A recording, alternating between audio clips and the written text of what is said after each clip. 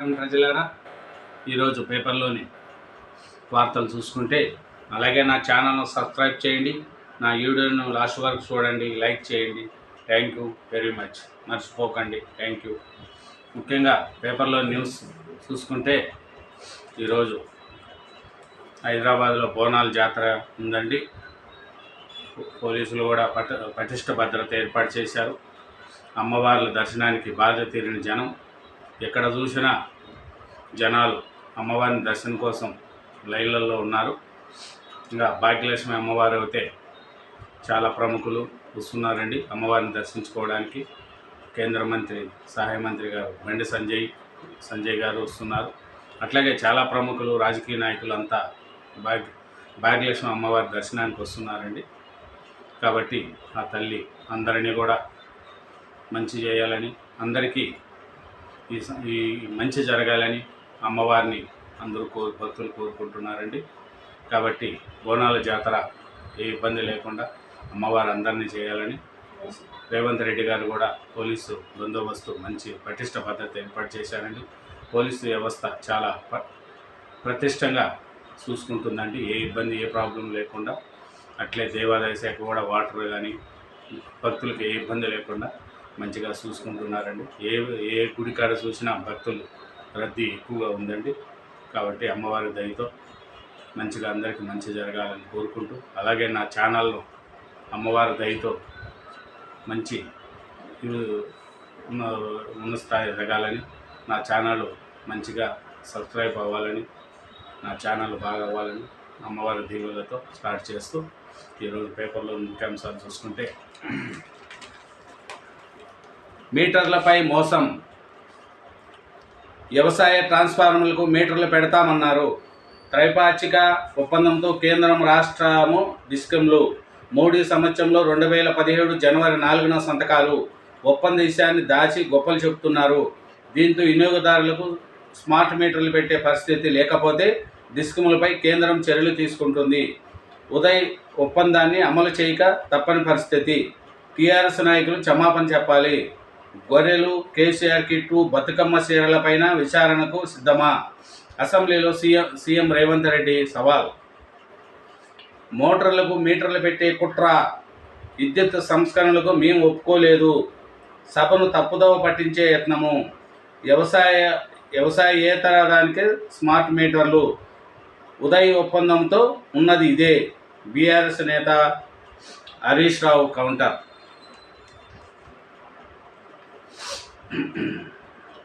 మరో 5 ఏళ్లుంటే హైటెక్ సిటీని అమ్మేసేవారు.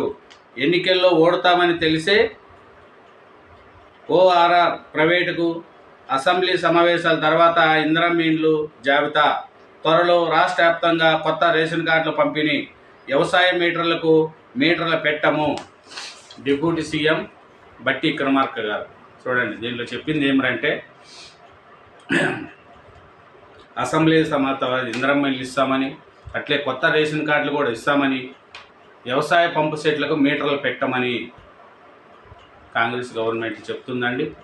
కాబట్టి కాంగ్రెస్ గవర్నమెంట్ కూడా ప్రజలకు మంచిగా చేసుకుంటూ ముందుకు వెళుతుందండి. నమస్కారం అండి. అలాగే కాంగ్రెస్ గవర్నమెంట్ చెప్పేది ఏమిటంటే, టీఆర్ఎస్ గవర్నమెంట్ మీటర్లు పెట్టి అప్పుడు సెంట్రల్ గవర్నమెంట్తో ఒప్పందం చేసుకొని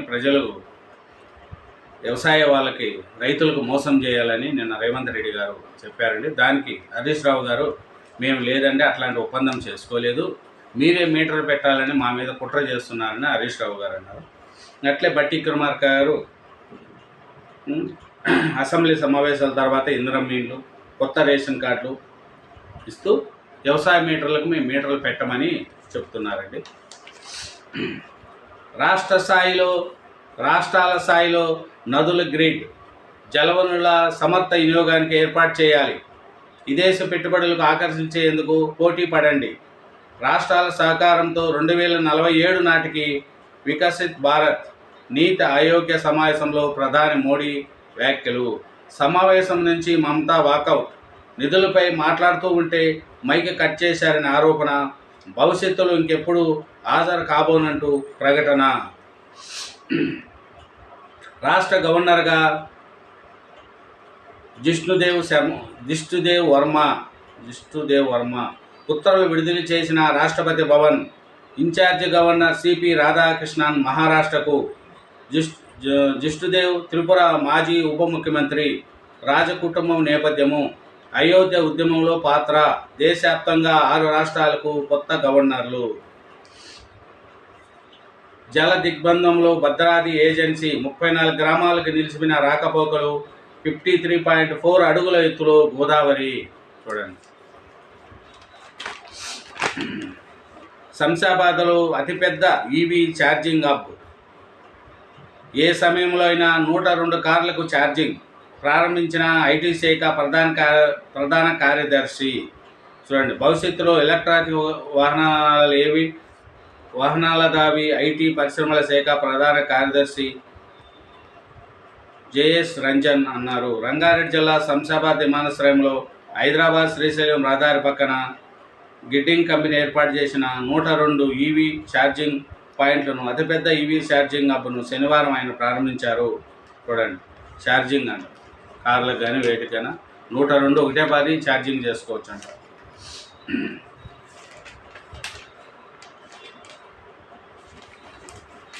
కేంద్రాన్ని బదనాం చేసే ప్రయత్నము. రాష్ట్ర బడ్జెట్లో 1.0 లక్షల కోట్ల నిధులు కేంద్రానివే, పైసా ఇవ్వలేదంటూ అసెంబ్లీ తీర్మానం ఏమిటి? సంజయ్, నీతి ఆయోగ్ సమావేశానికి సీఎం వెళ్ళకపోవడం దుర్మార్గమని ఫైరు. తల్లి పనికి పోతున్నావు, కాలేజీకి పోవడం లేదా? కేంద్ర మంత్రి బండి సంజయ్ శనివారం కరీంనగర్ జిల్లా గంగాధర మండలంలో పర్యటించారు. ఈ సందర్భంగా చెర్లోపల్లి గ్రామ శివారులో వర్షంలోనే వ్యవసాయ పనులు చేస్తున్న మహిళ వద్దకు వెళ్ళి మాట్లాడారు. వారిలో బాలిక ఉండడాన్ని చూసి, ఏం తల్లి పని చేస్తున్నావు, చదువుకోవడం లేదా అని అడిగారు. తన పేదవాళ్ళమని అచ్చయ్య అని 10వ తరగతి పాస్ అయినప్పటికీ కుటుంబ ఆర్థిక పరిస్థితులు బాగలేక కూలి పనులు చేసుకుంటానని ఆ బాలిక బదలాయించింది. తనకు చదువుకోవాలని ఉందని తెలుసుకోవడంతో కేంద్ర మంత్రి వెంటనే బాలిక వివరాలు తీసుకొని కాలేజీలో చేర్పించవలసిందిగా స్థానిక బీజేపీ నేతలకు సూచించారు. చూడండి,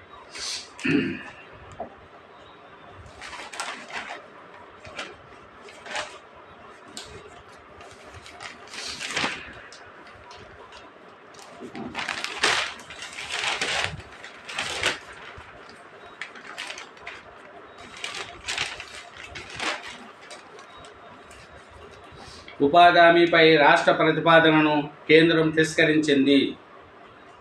జాతీయ ఉపాధి హామీ పథకాన్ని వ్యవసాయానికి అనుసంధానం చేయాలని రాష్ట్ర ప్రభుత్వం పంపిన ప్రతిపాదనను కేంద్ర ప్రభుత్వం తిరస్కరించిందని రాష్ట్ర శాసనసభ వ్యవహారాల శాఖ మంత్రి శ్రీధర్ బాబు తెలిపారు. బీఆర్ఎస్ పాలనలో కార్పొరేషన్ చైర్మన్కు ఆసరా పింఛను సీతక్క.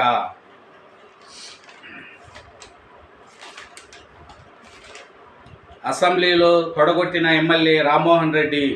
పరిగి ఎమ్మెల్యే రామ్మోహన్ రెడ్డి అసెంబ్లీలో తొడగొట్టాడు. బడ్జెట్పై చర్చ సందర్భంగా అసెంబ్లీలో మాట్లాడిన రామ్మోహన్ రెడ్డి బీఆర్ఎస్ను ఉద్దేశించి మాట్లాడుతూ, మీరు ప్రభుత్వాన్ని పడగొడతామంటే మేము తొడగొడతామంటూ కుడికాలు లేపి తొడగొట్టాడు. ఇది ఇలా ఉండగా రామ్మోహన్ రెడ్డి బడ్జెట్పై సుదీర్ఘంగా మాట్లాడాడు. వికారాబాద్ను రంగారెడ్డిలో కలపాలంటారా? స్పీకర్ను ప్రశ్నించిన ఎమ్మెల్యే సబితా ఇంద్రారెడ్డి. మంత్రసాని పని కూడా కాంగ్రెస్ చేత కాలేదు. మీడియాతో చిట్ చాట్లో BJP MLA Rakesh Reddy. Media point వద్దకు నేతలకు నో ఎంట్రీ. అసెంబ్లీలో అధ్వానంగా మరుగుదొడ్లు. తెలంగాణకు ఐఏఎస్ల పెంపులు జాప్యము. 29ని పెంచాలని కేంద్రం కోరిన రాష్ట్రము చర్యలు చేపట్టాలని కేంద్ర హోంమంత్రి చెప్పిన జాప్యము. నెలలు గడిచిన ఎలవడి నిర్ణయము. కొత్త రేషన్ కార్డులు ఇవ్వకుండా పథకాల గణాంకాల్లో తేడాలు సభకి అగౌరవము. ఒకప్పుడు నేను రేవంత్ స్నేహితులము. సభలో ఎంఐఎం ప్రతిపక్ష నేత అక్బరుద్దీన్. పాత బస్తీలో మెట్రోను ప్రారంభిస్తాము. కేంద్రం నిధులు ఇవ్వకపోయినా ప్రాజెక్టు నిర్మిస్తాము. 2029 నాటికి అందుబాటులో తెస్తాము.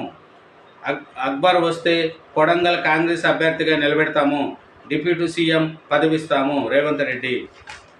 షా కిషన్ రెడ్డిలపై ఫిర్యాదు చేసింది కాంగ్రెసే. First knowledge, half knowledge, full knowledge. మంత్రి కోమిటిరెడ్డిపై హరీష్.